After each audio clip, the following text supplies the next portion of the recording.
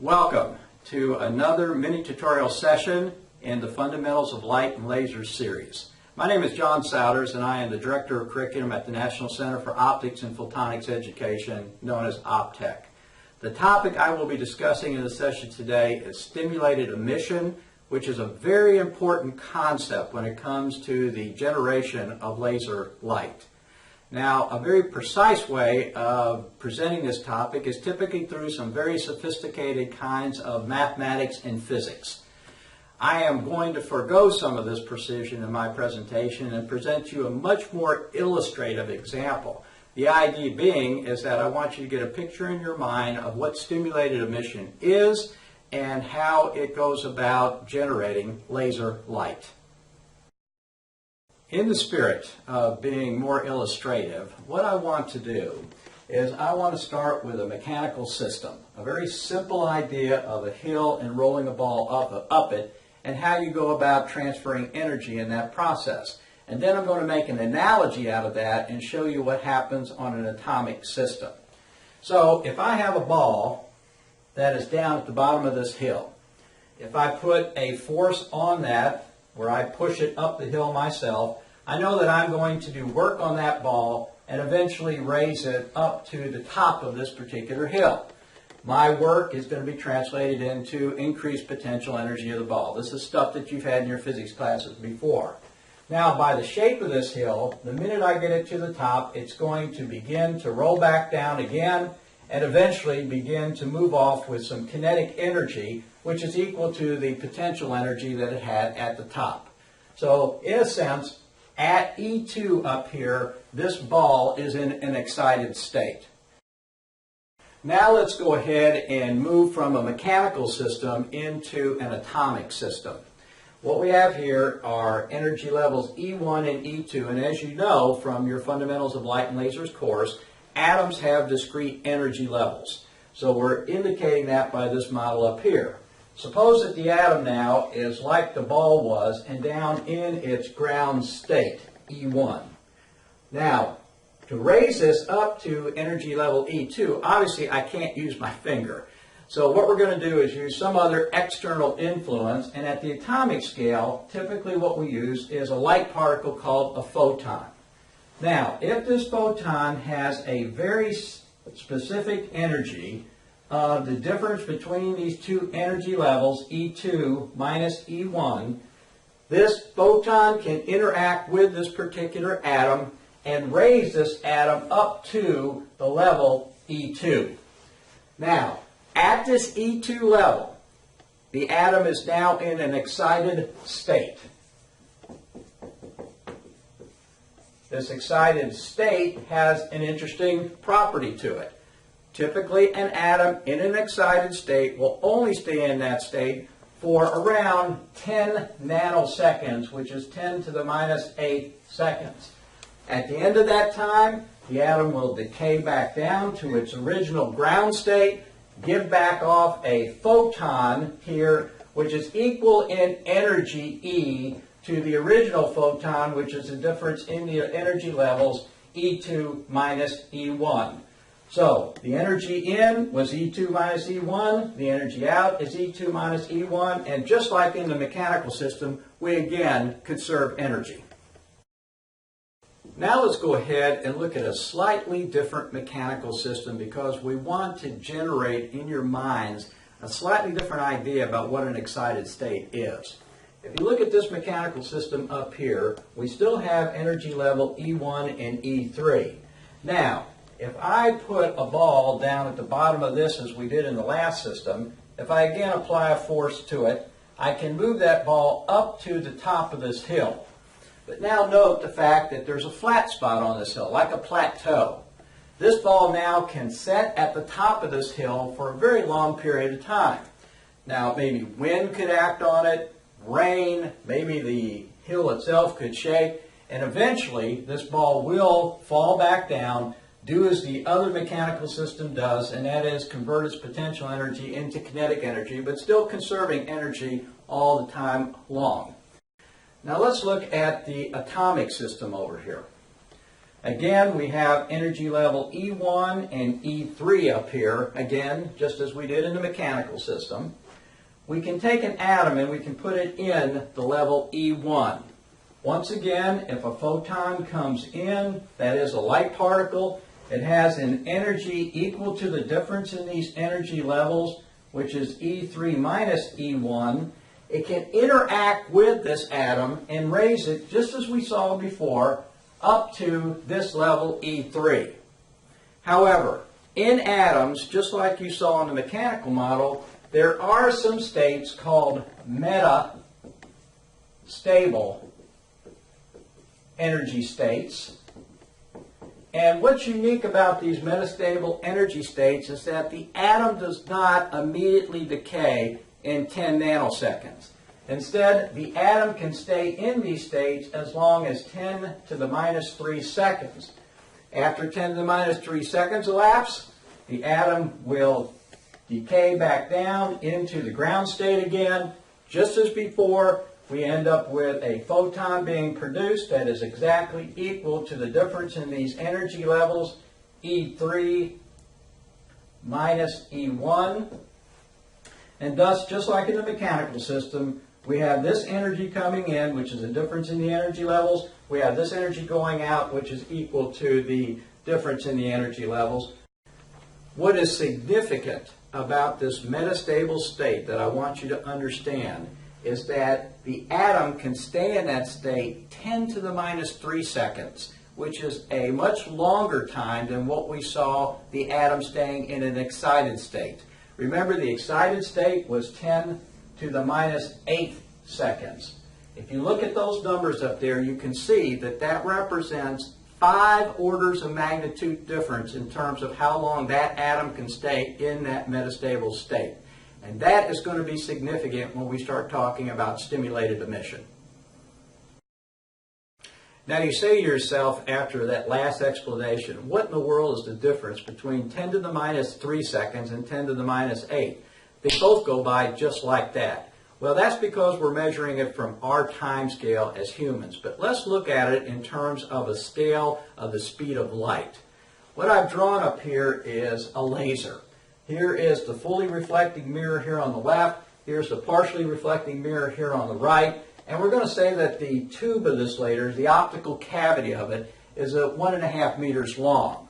Now, if a photon, a light beam, starts here, comes and reflects off and goes back to the fully reflecting mirror again, the round trip distance that we have in here is equal to 3 meters. So, now let's understand the significance of 10 to the minus 3 seconds, which is the time that an atom stays in a metastable state, related to 10 to the minus 8 seconds, the amount of time an atom stays in an excited state, by calculating how many round trips a photon would make inside of our laser, and look at the difference between those two numbers. So to calculate the number of round trips, we're going to use a very simple formula where distance is equal to the velocity times the time. For our velocity, we know that the speed of light is 3 times 10 to the 8th meters per second. And the first time we'll use is the time that an atom stays in an excited state, which is 10 to the minus 8th seconds. If we do this multiplication, we end up with the distance being equal to 3 meters. Well, we see up here that 3 meters is 1 round trip, so 10 to the minus 8 seconds leads to 1 round trip inside this laser, which has an optical cavity which is 1.5 meters long. Now let's look at what happens when we use the amount of time that an atom stays in a metastable state. Same equation, d is equal to the speed times the time, d being the distance traveled. So d is equal to, again, the speed is 3 times 10 to the 8th meters per second. And now our time is 10 to the minus 3 seconds, because that's, again, the amount of time that an atom stays in a metastable state.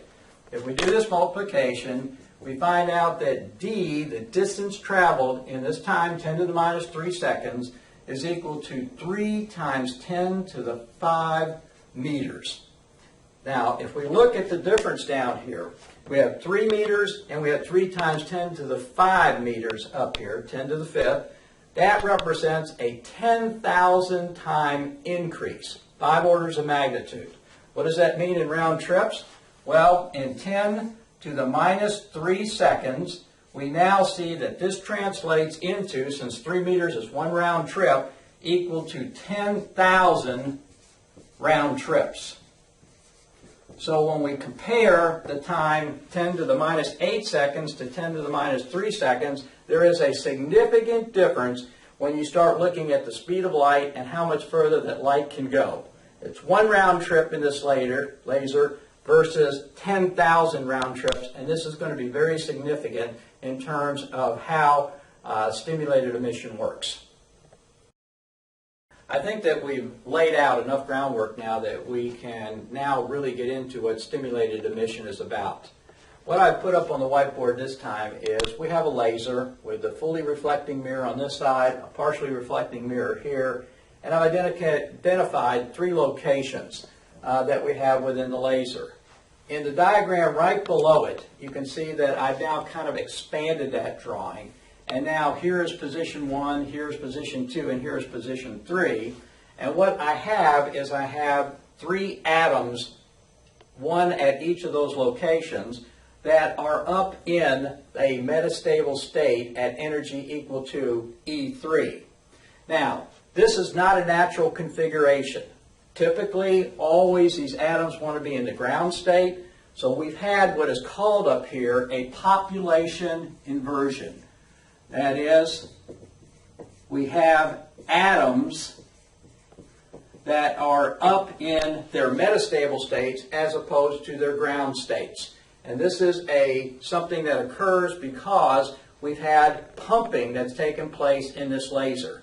We've had krypton or xenon discharge lamps going off. They've added energy into the system. And because they're so broadband, they have just the right energy photons in their output to allow these atoms to be raised from their ground states up to their metastable states.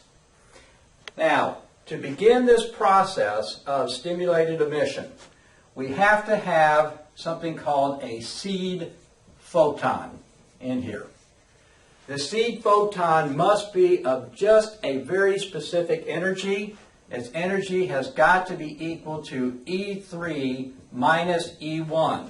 Now, that seed photon could be generated somewhere else on this laser by just some kind of a spontaneous emission that occurs when this pumping has already taken place.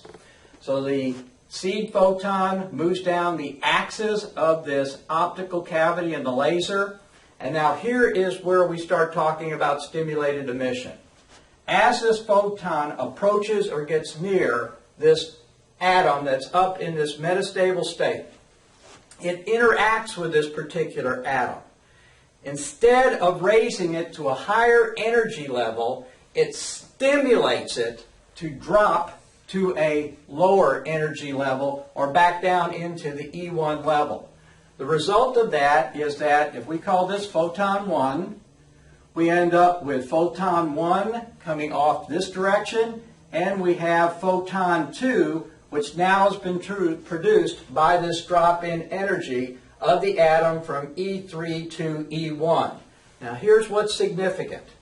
In stimulated emission, these 2 photons right here have some characteristics that are unlike most kinds of de-excitation that occurs within atoms. For one thing, they're unidirectional, meaning that they're moving in the same direction. The other thing is they're of the same energy. And the third thing, and very important, is that they are coherent. That means that they're moving in exactly the same phase with each other. And this, we know from having studied fundamentals of light and laser, represents the properties of laser light. Now, these 2 photons will continue to move down the axis of this optical cavity in the laser.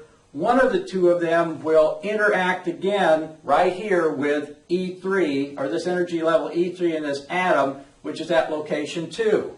The same thing happens again. This interaction stimulates this atom to drop down into its ground state. The result is that a photon P3 is produced, but P1 and P2 still exist. So you can see we started with one photon here, we have two photons here, we have three photons here, all of which are unidirectional, have the same energy, and are coherent. Again, as we move from location 2 to location 1 in this laser, one of these three photons interacts with this atom. It again stimulates it to drop down into its lower energy state. Same result again occurs, and that is that we end up with a fourth photon being produced. That goes with the first one that was produced, and the second one that was produced, and the third one that was being produced. So we start with 1, we end up with 4, and you start to see now this amplification effect that takes place inside a laser. And this is one of the key aspects of what stimulated emission allows you to be able to do. Now, as you approach this fully reflecting mirror here, you know that what's going to happen is that these photons will reflect off, they'll change their direction, and they'll start moving back into the optical cavity again. Before we get there, though, I want to show you an applet to show you the situation that can occur and what the state of that optical cavity can look like. Before we return to those 4 reflected photons, I want to give you some idea of what's been happening inside the optical cavity of the laser as these photons have been moving down the axis of that cavity. And how I think we can best do that is that we can look at this applet number 92, which is one of the ones that is listed and annotated in your Fundamentals of Light and Lasers textbook. So, as you are looking at this, you can see that we have got a set of photons inside that are moving along the axis of the laser, and you can see what's happening. In some cases down here, you can see that photons are acting at the upper level, causing the atoms to drop down into the lower levels. The upper level on this applet is what we called E3 in our blackboard or in our whiteboard discussion. The lower level is what we called E1. Now you'll notice a photon will come in from the left side up here. It will then interact with the photons that are at the upper level, and you'll notice that there are 2 photons that are given off. This is stimulated emission.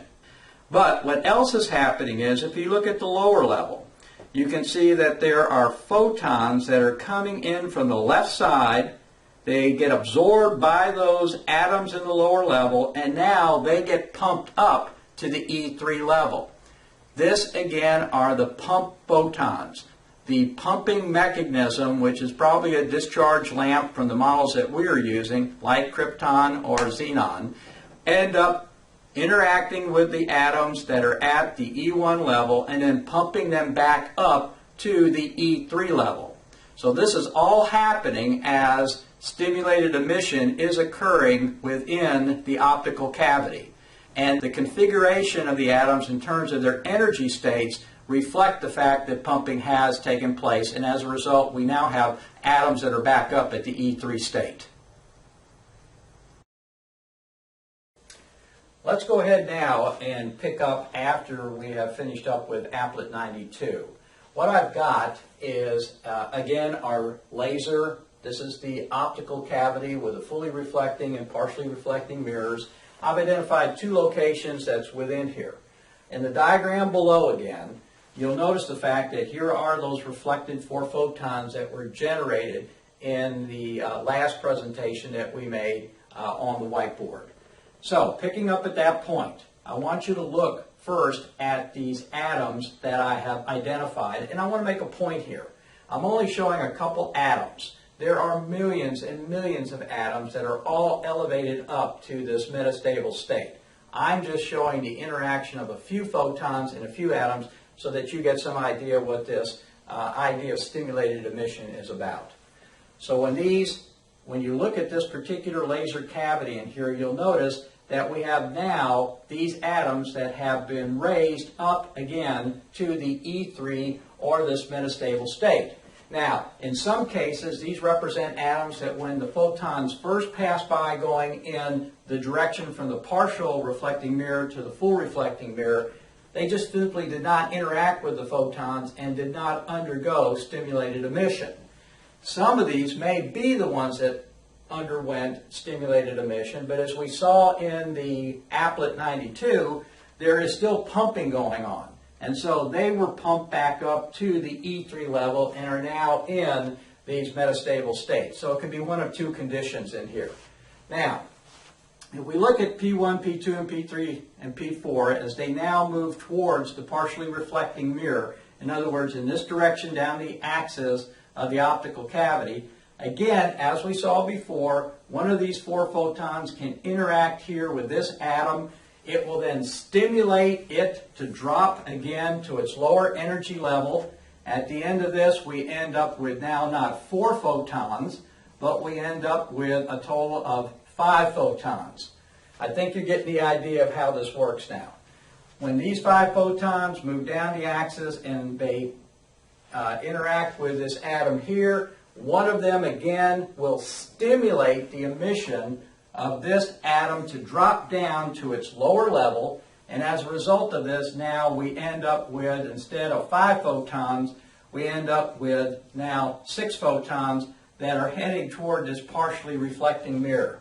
Now, significant to this is the fact that we now have done one complete round trip of this laser cavity.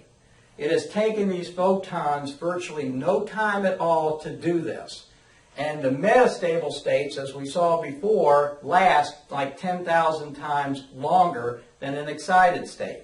So the important part of this metastable state is that the atoms stay up in that state a long enough period of time that these photons can move back and forth in this cavity several times, being able to cause this stimulated emission to take place off of these metastable states that are up here. At the very end of this process, again, here's a partially reflecting mirror. Some of these photons are going to escape out.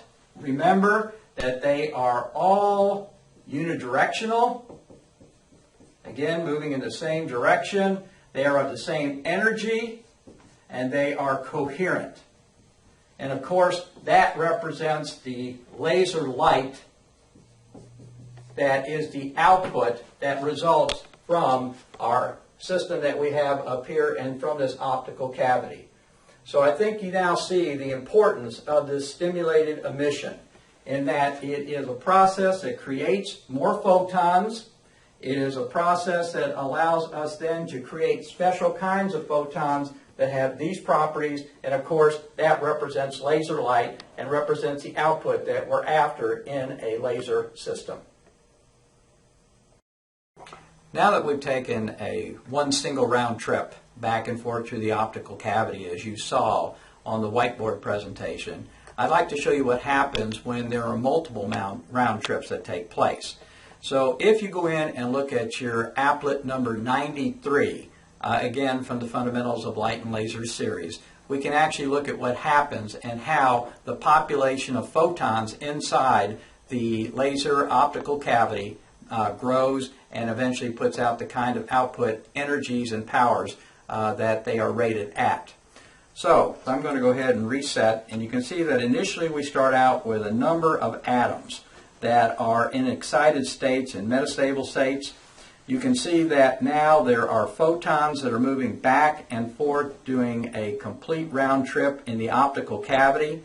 Each time that the photons move through the optical cavity, the number of photons begin to increase and continue to increase until they get to a point which is called gain saturation. So let me reset one more time. Now you see the atoms that are in excited metastable states. You see photons that are passing by them causing stimulated emission, and that increases the number of photons that are inside the optical cavity. The process continues on these round trips until you get so many photons in there you reach a state called gain saturation. This then is what ultimately we end up with as our final laser output, and you can see the significance in the use of stimulated emission to make this process occur. What I want to do now to wrap up this mini tutorial is just summarize for you some of the key points that we have talked about during this mini tutorial. I first of all talk about what are the requirements for stimulated emission to occur. There are three key requirements. The first being that the atom in a laser medium must have some metastable state. And we understand why this is now, because we know metastable states will allow the atom to stay excited for a longer period of time than if it's just a normal excited state.